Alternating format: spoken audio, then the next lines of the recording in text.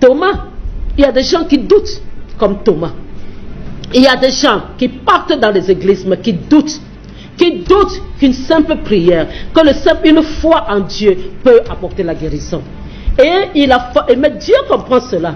Il n'a pas réprimandé Thomas. Il n'a jamais réprimandé Thomas. Il a dit simplement qu'il vaut mieux croire sans avoir vu que de croire après avoir vu. C'est ce qu'il a dit. Je paraphrase encore. Mais il n'a pas grondé Thomas. Ne restez pas dans cette incrédulité. Sachez que notre Dieu est le Tout-Puissant. Je ne serais pas là si je ne savais pas en qui j'avais cru. J'ai cru à un Dieu Tout-Puissant. J'ai cru à un Dieu qui m'a montré qui il est. Il m'a montré seulement une infime partie de sa puissance dans ma vie. Et je sais, bien aimé, je sais en qui j'ai cru. Je sais qui est mon Dieu. Je sais qu'il est le Tout-Puissant. Je sais que depuis moi, je ne nourris plus les pharmaciens ni les hôpitaux. Voilà. Donc, c'est ce que je vous enseigne aujourd'hui. Je vous enseigne aujourd'hui. Alors, donc, il faut que tu crois fermement à la parole de Jésus pour que tu sois guéri. Quelqu'un parmi vous est-il malade? Qu'il appelle les anciens de l'église et que les anciens prient pour lui, en loignant d'huile au nom du Seigneur. Et qu'est-ce qu'on te dit par la suite au verset 15?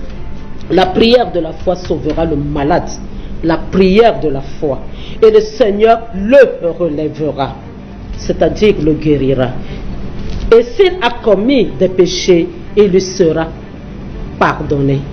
Donc alors, bien aimé, ne vous dites pas que parce que vous avez fait beaucoup de mauvaises choses, donc Dieu ne peut pas vous guérir. Il suffit simplement de l'accepter, il suffit seulement de croire en lui, et il va vous guérir.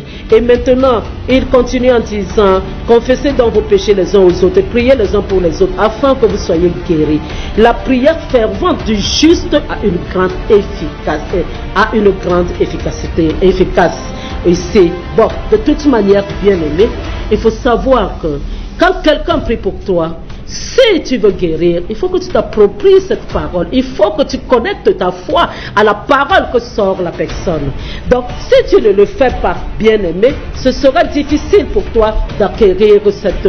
Parce que la personne ne va pas croire à ta place.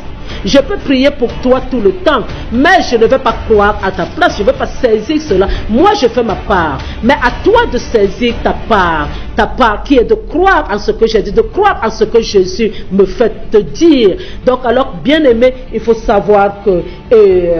on n'a pas forcément besoin d'imposition de main pour la guérison. On n'a pas forcément besoin qu'on vous oigne d'huile. On n'a pas forcément besoin. Puisque Jésus est le même hier, aujourd'hui, éternellement. Donc il est là pour vous guérir. Il est là pour nous guérir. Il suffit simplement d'avoir foi en lui. Et il est souverain. Il peut utiliser toutes sortes de méthodes. Il peut faire ce qu'il veut. Donc alors, ne croyez pas que si vous ne tombez pas, vous n'allez pas être guéri. D'ailleurs, la majeure partie des simagrées qu'on fait maintenant où les gens tombent, bien aimés, ils sont toujours les mêmes personnes qui tombent. Donc alors, ça veut dire qu'ils ne sont pas forcément guéris. Alors là, je parle de la maladie, je ne parle même pas des mauvais esprits. Donc alors, il faut savoir que nous avons besoin de Jésus pour avoir la paix. Nous avons besoin de la parole pour avoir la guérison. Nous avons besoin de la parole pour avoir la vie, pour avoir la joie. Si tu n'es pas en santé, tu ne peux pas avoir la joie, bien aimé. Quel que soit ce que tu peux acheter, qu'est-ce que soit, si tu n'as pas la santé, tu vas faire comment pour manger avec appétit? Donc, il faut que nous ayons foi en Jésus et pour que Jésus nous libère de cela.